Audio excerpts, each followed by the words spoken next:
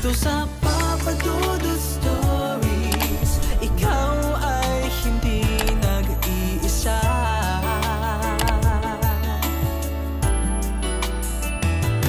Dito sa Papa Dudut Stories, may nagmamahal sa'yo. Papa Dudut Stories. Papa Dudut Stories. Sa lahat po ng mga nakatutok ngayon, huwag pong kalimutan mag-like, mag-share at mag-subscribe. Maraming salamat po sa inyong lahat.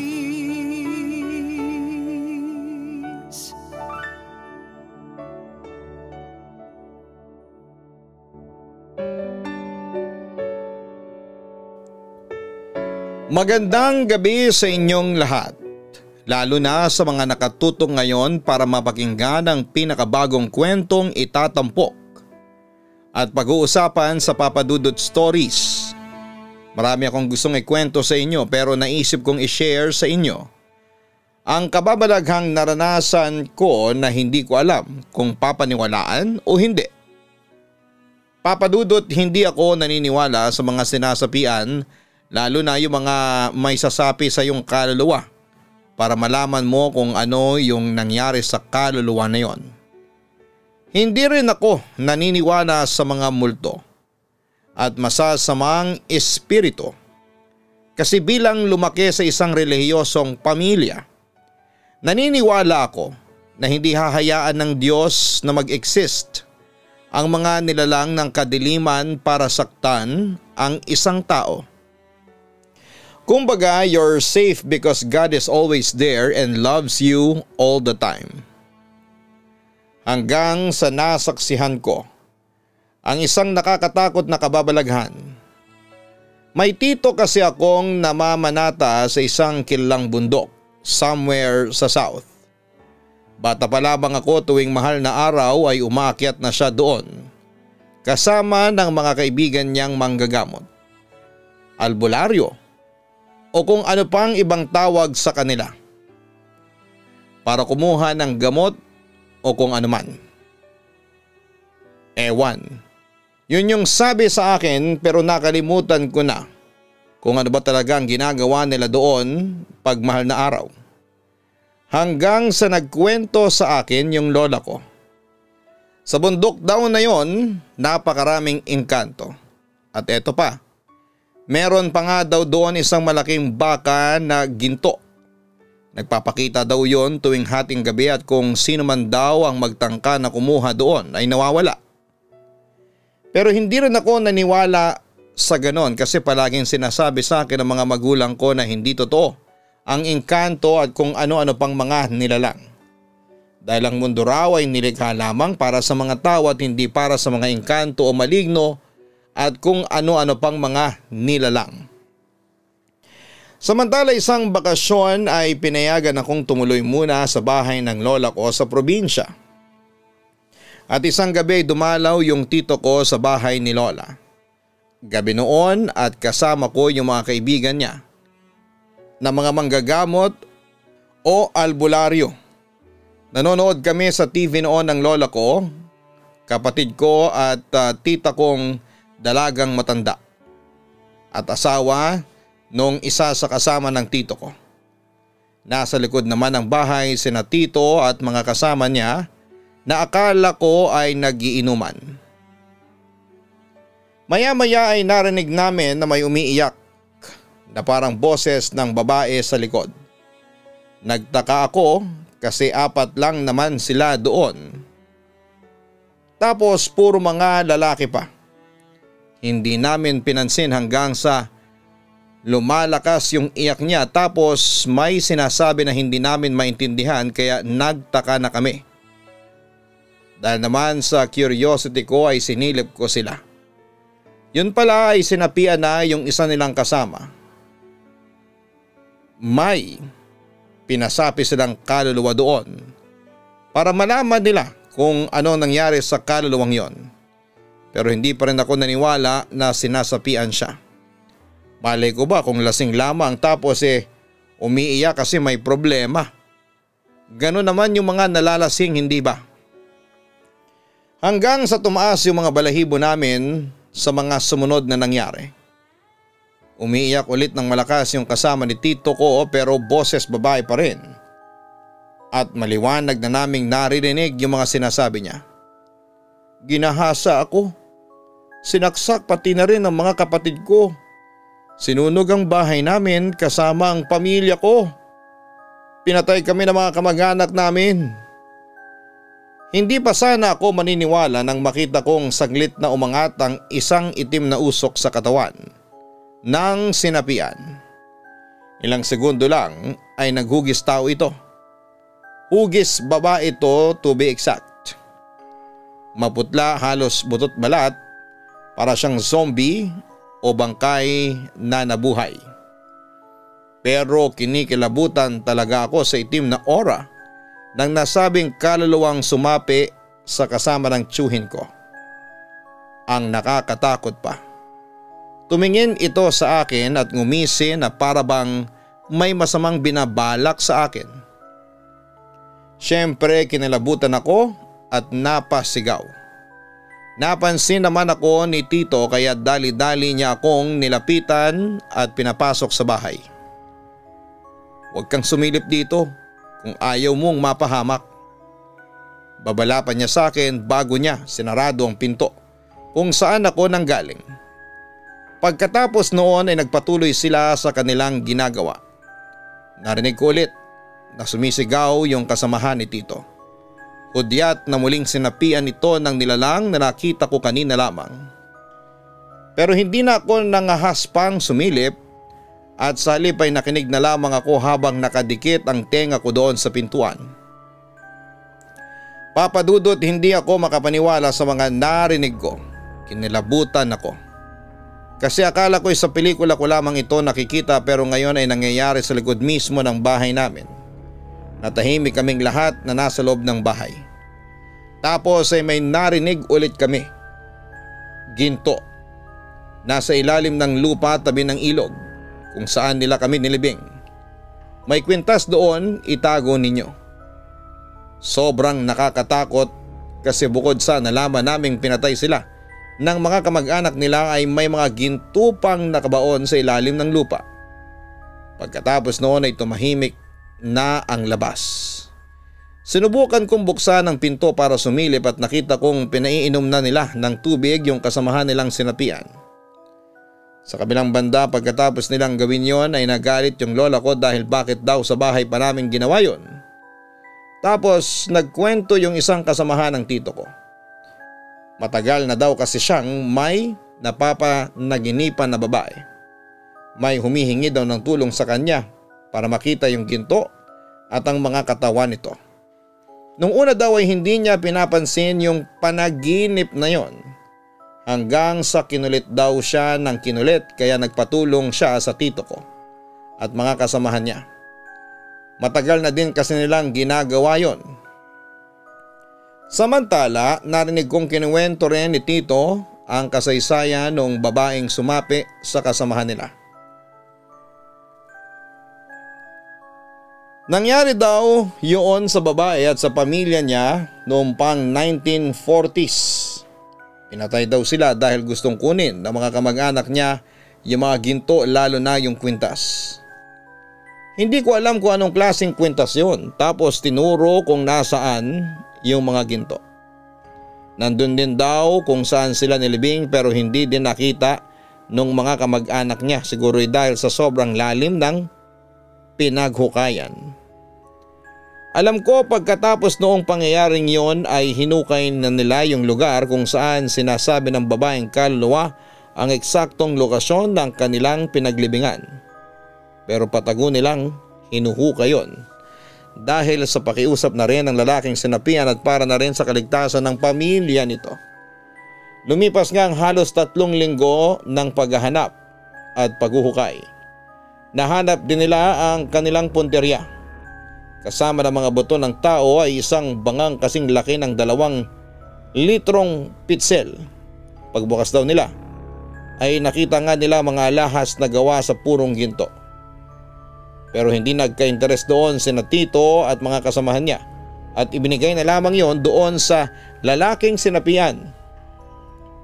Pero bilang kabayaran naman sa nagawang kabutihan nila, ibinigyan sina Tito at mga kasamahan niya ng titig-iisang kwintas na gawa sa ginto.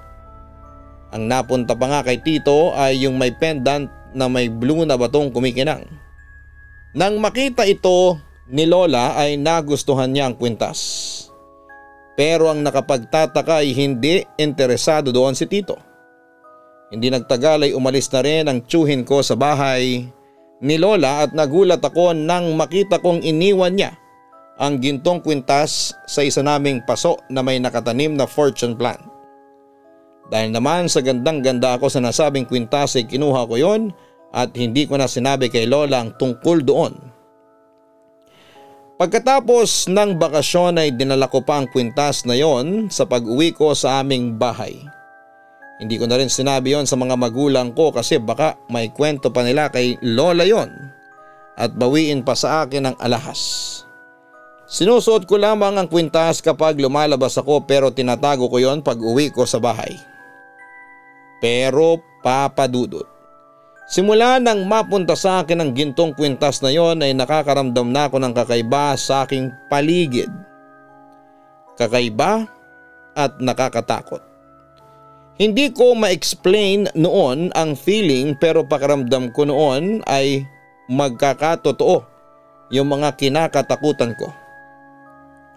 Anyway, fishbowl vendor ang papa ko at marami siyang suki at mga naging kaibigan dahil nililibot niya yung lugar namin. Hanggang isang araw ay naisipan kong sumama sa kanya sa pagbebenta at natuwa naman si Papa noong magpresenta ko. Bago naman ako umalis ay sinuot ko yung kwintas na ibinigay kay Tito noon. Alas 2:30 pa lamang ay hinanda na namin ang kariton na pinaandar ng bisikleta.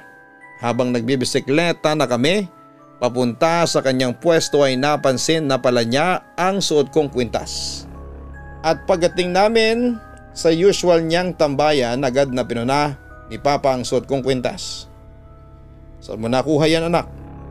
Usisa niya sa akin habang tinuturo ang kwintas na suot ko. Regalo lang po ito sa akin ng kaibigan ko," pagsisinungaling ko. "Regalo? Sino naman ang magregalo ng ganyan sa'yo? Mukhang totoong ginto eh," ang sabi pa ni Papa. Agad naman akong tumanggi at muling nagsinungaling. "Naku, hindi po ito totoo. Fancy lang ito. Sabi ng kaibigan ko nagregalo sa akin ito, nabili daw po niya ito sa Hong Kong." Napatango lamang noon si Papa at hindi na kumibo pa. Pagkatapos noon ay tinulungan ko na siyang maghanda ng aming kariton. Around 3:30 PM ay nagsimula na kaming magtinda at napansin kong dumadami agad ang mga customers namin. Hanggang sa sumapit ang alas 4 ng hapon. May isang lalaki ang lumapit sa amin. "Miss, ang ganda naman ng kwintas mo. Pero alam mo, mukhang may sumpayan." Nagulat naman ako sa narinig at napatingin sa lalaki. Pero ang nakapagtataka ay nakatingin siya sa akin pero parang ang layo ng tingin niya. Para bang tagos sa ulo ko yung tinitignan niya. Hanggang sa napatingin ako sa mata niya kung saan ay nakikita ko ang aking reflection.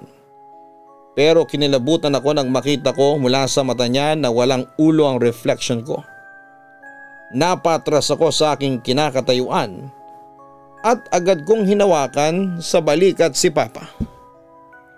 Samantala, bumaling naman ang lalaki kay Papa. "Pre, wala kayong ulo ng anak mo," wika niya.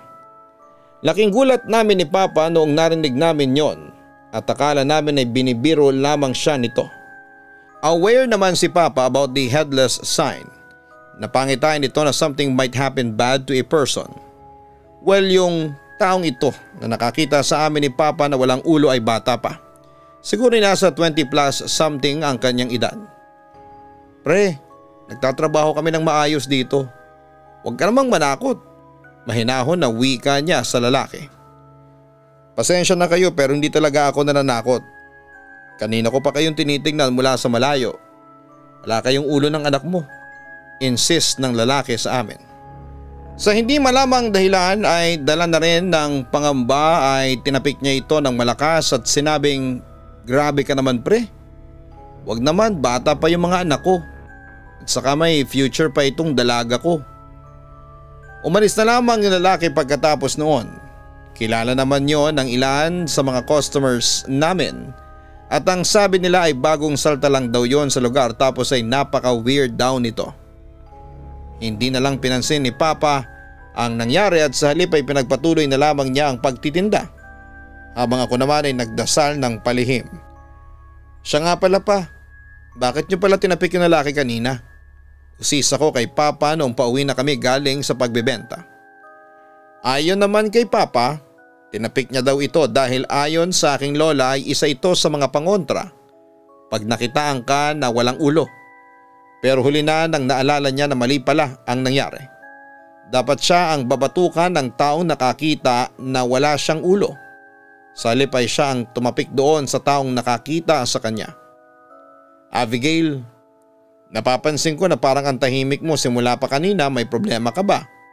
Usisa naman ni Papa nang mapansin siguro niyang para akong kinakabahan at hindi mapakali. "Mukhang totoo po yung sinasabi ng lalaki kanina," sabi ko sa kanya. Pagkatapos ay ikinuwento ko kung ano yung nakita ko sa mata ng lalaki. Napa-sign of the cross naman si Papa kaya sumaglit muna kami sa simbahan para magdasal. Makalipas ang 10 minuto ay dali-dali kaming umuwi at pag uwi nga namin ay hinubad agad namin yung mga suot naming damit. At pagkatapos ay sinunog yon ni Papa. Nakita naman ni Mama ang ginawa ng aking ama pero hindi na kami nakapagkwento kasi kinakabahan kami ng mga sandaling yon. Kinabukasan ay isang balitang gumulat sa lugar namin. Yung taong nakakita kay Papa na wala siyang ulo ay nagpakamatay. Nagbaril ito sa ulo.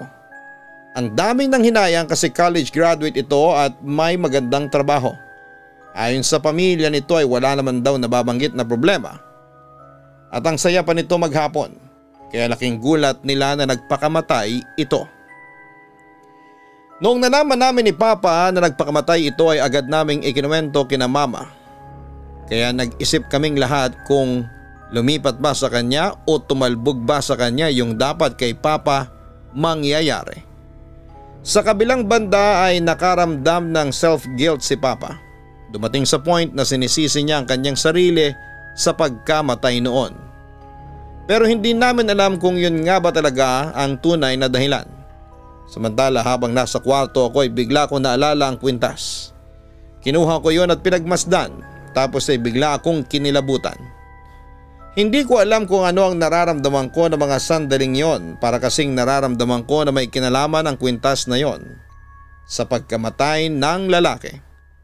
Dahil dito ay naibato ko ang kwintas at hindi ko na nakita kung saan bumagsak basta natulog na lamang ako pagkatapos noon.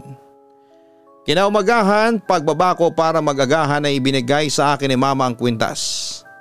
Nakita raw niya ang kwintas malapit sa pinto at eto raw ang bumungad sa kanya noong gisingin niya ako. "Saan mo ba nakuha yan?" usisa ni Mama sa akin.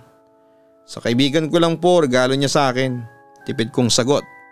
Siyempre hindi ko sinabi sa kanya ang totoo. "Nagtrabaho ako sa pawn shop noon anak, kaya alam kung peke o hindi ang isang alahas. Yang kwintas mo ay gawa yan sa totoong ginto, 18 karat gold yan," sabi niya sa akin. Kinuha ko na lamang sa kanya ang kwintas at kumain na lamang ng agahan. Pero hindi na ako nagkwento pa tungkol sa alahas na yon. Sa kabilang banda ay nagpatuloy ang kababalaghan sa buhay ko habang nasa possession ko ang kwintas na yon. Nung una ay hindi ko yon pinapansin pero sa paglipas ng mga buwan at taon ay parang napapansin ko nang lumalala ang mga kababalaghang nararanasan ko. Wala akong third eye pero nakakakita na ako ng mga multo. At ilang beses na ring nalagay sa panganib ang buhay ko. Tulad ng mga aksidente at sakuna dulot ng kalamidad. Thank you Lord kasi nakaligtas naman ako. Pero sa bawat na-experience kong kababalaghan Para bang may pinapahiwatig yon sa akin na hindi ko matukoy kung ano. Nagtrabaho ako noon bilang barista sa isang bar. Yes, barista kahit na kababae kong tao. Well, bukod kasi sa may skills naman ako ay mukha akong lalaki. Gupit lalaki at bihis lalaki. Lesbian kasi ako, Papa Dudut. Samantala isang gabi, isang hindi ko talaga malilimutang pangyayari ang naranasan ko noon. Bago ko umalis sa bahay, kinuha ko yung gintong kwintas kasi nagbabalak akong ibenta yon sa kasamahan ko. Ipapakita ko sana sa kanya ang kwintas at naisipan kong isuot yung kwintas pagkatapos ay umalis na ako para magtrabaho. Nag-start yung shift ko usually at 10 p.m. Gaya pa din nga ng nakagawian ko sa trabaho. Kumukuha ako ng mga order, gumagawa ng cocktail at iba pang gawain. Ayos naman ang lahat noong gabi na yon. Then dito mag-uumpisa yung kwento bandang 12:00 ng hating gabi.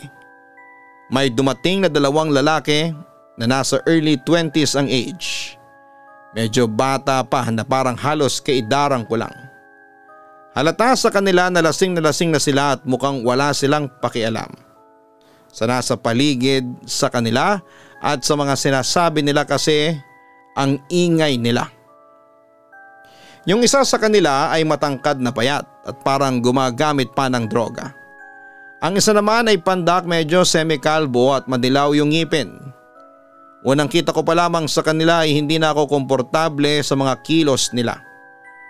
Pero kailangan kong gampanan ang trabaho ko. Kaya nilapitan ko sila at tinanong kung ano ang kanilang order. Pero tinitigan lamang nila ako. Deadma kung baga. Maya-maya ay lumipat sila sa isang grupo ng mga babaeng halos kaedad ko lang din. At hindi sila tinatantanan. Napapansin ko na parang hindi komportable yung mga babae. Kaya naman bilang parte ng trabaho ko ay lumapit ako at tinanong sila kung okay lang ba sila. Sinabi nila na hindi nila kilala yung 2 lalaki at ayaw silang tantanan daw. Kaya naman sinabihan ko yung 2 lalaki na kung pwedeng lumipat na lang sila ng ibang table. Kung hindi ay isusumbong ko sila sa mga bouncers namin. Feel ko na nagalit sila sa akin at tinitigan nila ako ng masama. Kahit nakakatakot ay pinilit kong manindigan. Sa huli umalis din sila pero may pakiramdam pa rin ako na hindi pa doon yon matatapos. Paglipas na mga ilang oras, isinasara na yung bar. Nagpasalamat sa akin yung babae at pagkatapos ay umalis na. And then pagkatapos naming maglinis, mga mag-aalas 3 na madaling araw ay tinanong ako ng kaibigan ko kung aangkas ba daw ako sa kanya pauwi. Pero tumanggi ako dahil malapit lang naman ang inuupahan ko. Eto na, habang naglalakad na ako pauwi at nakikinig ng music, may narinig akong ingay sa isang iskinitang nilalakaran ko. Medyo madilim yung iskinita kaya naman nilapitan ko at inaninag ko ng flashlight ng phone. Then nakita ko yung 2 lalaki na hawak-hawak at sinasaktan yung isa sa mga babae na nasa bar kanina. Natakot ako at biglang nanigas na hindi makagalaw. Sinabihan ako ng isa sa mga lalaki na umalis daw ako. Pero hindi ako nagpatinag at dahil nga tomboy ako, syempre kilos lalaki ako. Sinubukan niyang suntukin ako pero nakailag ako at bumawi din ako ng suntok pabalik. Tinamaan ko siya at tumumba din kaagad, siguro dahil lasing na sila. Maya-maya biglang sinugod naman ako ng isa niyang kasama. Tinamaan ako sa mata at tuloy-tuloy na ako na pinagsusuntok kaya nahirapan akong makabawi. Mamaya ay biglang sumigaw ang 2 lalaki sa takot nang makita nilang suot ko ang misteryosong kwintas. Pare may mga multo. Naririnig kong natatarantang sabi ng lalaking semi-kalbo. Mura naman ang mura ang isa pang lalaki kasama niya. Pare umalis na tayo dito. May mga multo. Lintik susundan yata tayo. Bilisan mo. Natataranta nitong sabi sa kasama. Nagtatakbo naman ang 2 lalaki habang nilapitan naman ako ng babae at inalalayang bumangon. Grabe, hindi ko akalaing haharapin mo ang mga lalaking yon, ang tapang mo. Sabi pa niya sa akin at halatang takot pa rin. Pagkatapos noon ay sinama ko muna yung babae pa uwi sa inuupahan ko dahil masyadong malalim na ang gabi noon at saka malayo pa ang police station. Pansamantalang itinago ko muna yung babae sa inuupahan ko. Sinusubukan ko siyang kausapin at pagaanin ang loob niya pero hindi siya nagsasalita at kumikibo. Iniyaan ko na lamang siya hanggang sa nakatulog na siya. Kinabukasan sinamahan ko siya sa police station dito malapit sa amin sa Baclaran para ipaliwanag ang mga nangyari. Nagpasalamat siya sa akin at doon ko na rin siya iniwanan. Napapaisip tuloy ako kung minsan, what if hindi ko natulungan yung babae? Ano kayang gagawin sa kanya noong dalawang lalaki na yon? Mabuti na lang talaga kahit naka-earphone ako noon, mas nangibabaw pa din yung ingay na narinig ko. Habang naglalakad akong pauwi ay wala sa daan ang focus ko kundi sa suot-suot kong kwintas. Sinisipat ko pa ito at nagtataka kung ano yung nakita ng dalawang lalaki at nagtatakbo sila palayo sa akin. Alam ko, salitang multo ang narinig ko. Pero totoo kayang nakakita sila ng multo. At yun nga, nang makarating ako sa terminal ng jeep, nagulat ako sa sinabi ng barker sa akin. Aba bossing, ang dami mong kasamang multo ha? Bigla ako natauhan noon at napatingin sa barker. Anong sabi mo boss? May kasama ako? Ilan sila? Pero bago sumagot yung barker ay natatawang sinigawan siya ng driver.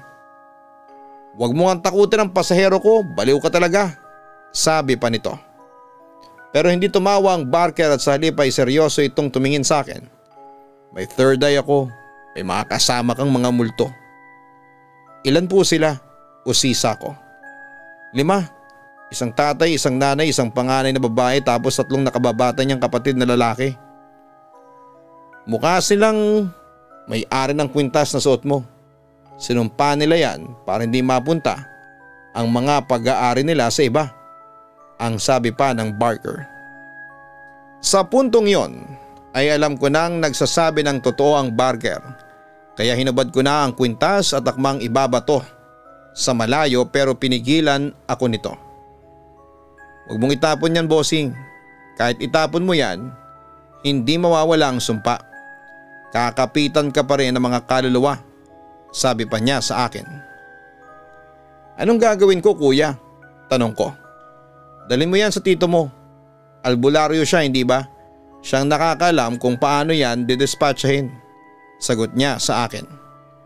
Paano niyo naman po nalaman ang tungkol sa tiyuhin ko? Usisa ko sa lalaki. Wala lang, pumasok lang sa isipan ko. Sagot sa akin ng barker. Nang araw ding yon ay umuwi ako at nagpaalam ako sa aking mga magulang na uuwi ako sa probinsya. Pag-uwi naman ay agad kong pinuntahan si tito at sinaoli ang kwintas. Nagalit pa siya sa akin na bakit ko raw kinuha ang kwintas samantalang binaon na raw niya yon sa isa sa mga paso ni Lola. Binaon ko ang kwintas para magsilbing proteksyon yon sa mga taong nakatira sa bahay ni mama. Pero hindi dapat sinusuot ang ganyang klase ng kwintas. Kasi kapag sinuot mo yan ay susundan ka ng kaluluwa na nagmamay-ari ng kwintas na yan. Paliwanag ni tito sa akin.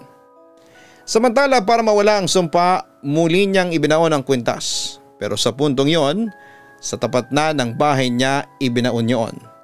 Pagkatapos ay may orasyon lang na binanggit ang tiyuhin ko at pagkatapos noon ay pinauwi na niya ako sa amin. At simula nga noon papadudot ay bumalik na sa normal ang buhay ko. Wala na ako nararamdamang kakaiba sa aking paligid at hindi na rin ako nakakaranas ng kababalaghan. Naging payapa na ang buhay ko kasama ang aking pamilya. At yun nga papadudot, ito ang ilan sa mga naranasan kong kababalaghan sa aking buhay.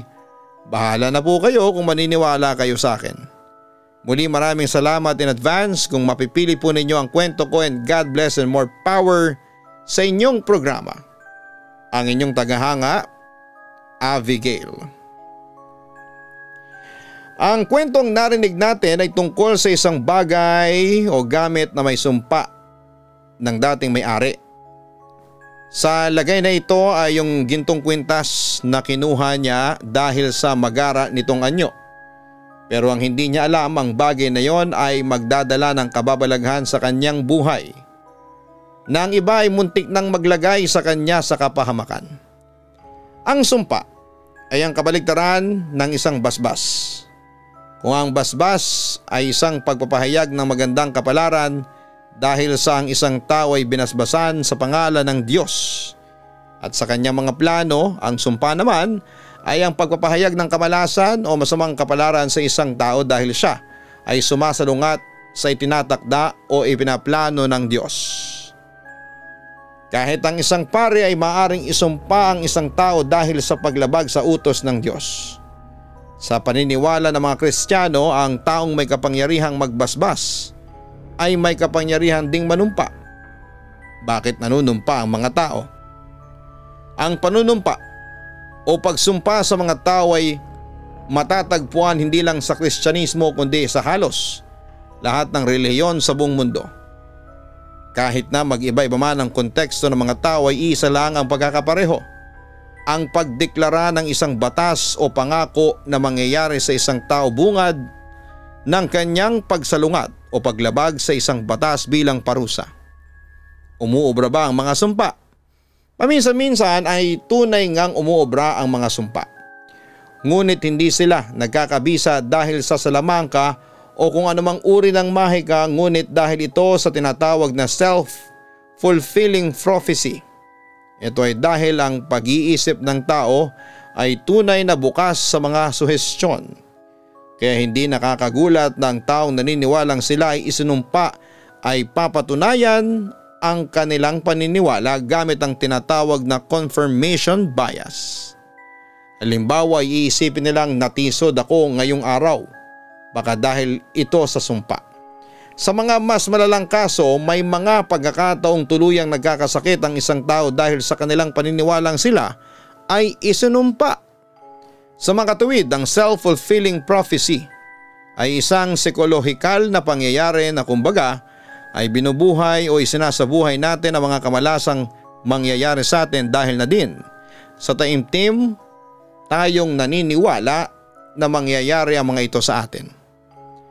Ang mga paniniwala, ang katutubong tradisyon na ito ay hindi na din bago sa bansang Pilipinas.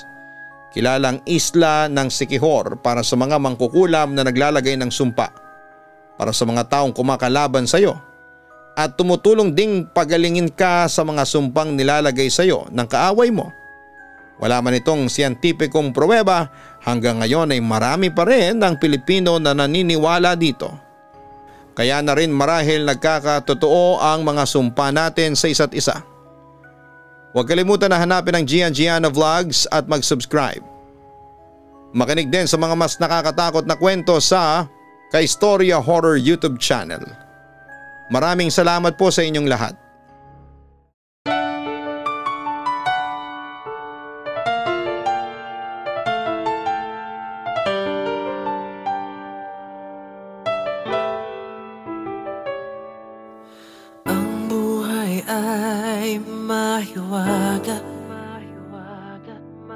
Laging may lungkot at saya sa Papa Dudut Stories. Laging may karamay ka.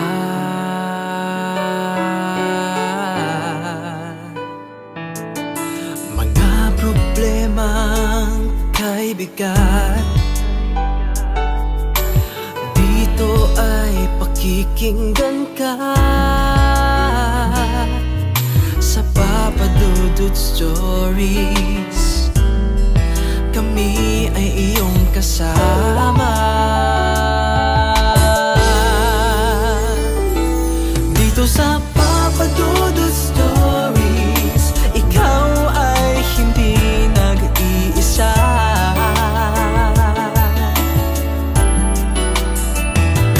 Dito sa Papa Dudut Stories, may nagmamahal sa'yo. Papa Dudut Stories. Papa Dudut Stories. Papa Dudut Stories.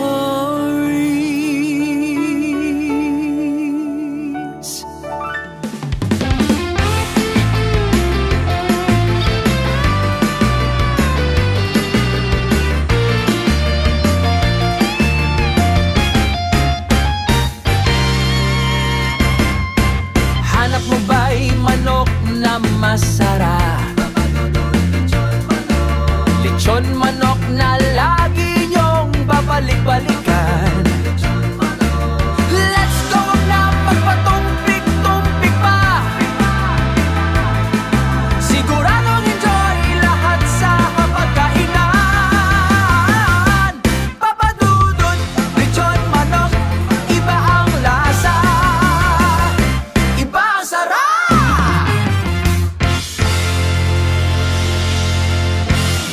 Hello mga ka-online, ako po ang inyong si Papa Dudut. Huwag kalimutan na mag-like, mag-share at mag-subscribe. Pindutin ang notification bell para mas maraming video ang mapanood ninyo. Maraming salamat po sa inyong walang sawang pagtitiwala.